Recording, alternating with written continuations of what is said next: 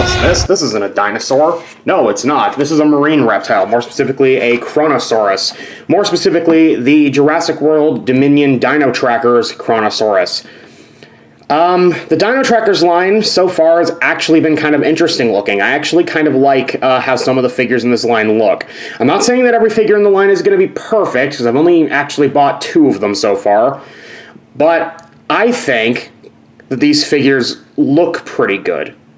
They aren't amazing, but I think they look good so far, the ones that I've taken a look at.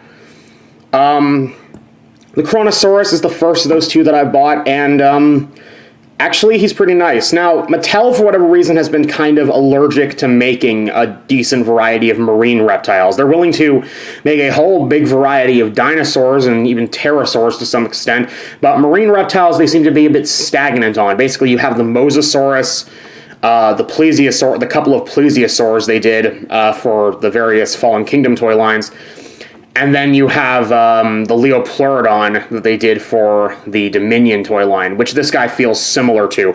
I don't own the Leopleurodon, so I can't be for certain if these 2 are pretty similar to one another, but they feel similar. But I mean, that's just because they're both pliosaurs.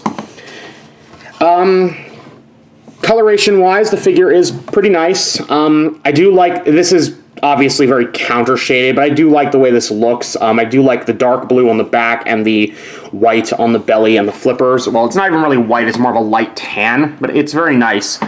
I do kind of dislike they didn't bother coloring the bottom of the flippers, though, because why color the top when you're going to not color the bottom? Like, you're going to make the bottom the same color as the top of the body, but you're not going to... I don't know, it just seems lazy to me. Mattel is known for occasionally taking shortcuts like this, most often just not painting the claws on their dinosaurs, and this appears to be yet another one of those shortcuts. Also, if you want his DNA code, it's right here. Pause the video right now if you want to get it. They did actually do decently on scientific accuracy with this thing. I was kind of worried when they announced they were doing a Kronosaurus that they were going to go the Jurassic World Evolution Leopleurodon route and give it the same like crocodile armor the Mosasaurus had, but thankfully they didn't do that. The figure is pretty nice looking. Actually, as far as I can tell, decently accurate. They even gave it a tail fluke, which I don't know if the Leopleurodon had actually. Or the Mosasaurus. Well, the Mosasaurus kind of has one. It has like a reduced one, which is, I guess it's something, but it's definitely a little eh. Now, this figure is part of the, whatever they are calling the sound-making figures for this line, and other than that, it really doesn't have any articulation. You can rotate the tail should you want to, and the fins are actually all on ball joints, so you can get some poses out of this guy, but most of them are just going to be some variation of swimming pose. Now, his head, unfortunately, does not move. Well, it does, but that's associated with the sound gimmick.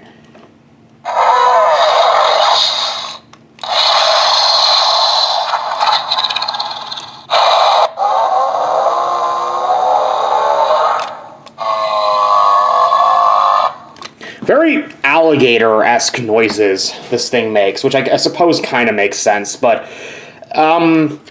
he is kind of volatile, like a lot of the sound-making figures in the line. He is very volatile. Like, when picking him up to go and review this guy, he did make quite a few noises as we headed over to my review table. But not bad. I like that little gimmick. I like the sound gimmick. It definitely makes the figure a little more interesting. Though it does make the figure kind of difficult to take with you in public, should you want to, for whatever reason, because it will make noise, and people will get annoyed with it.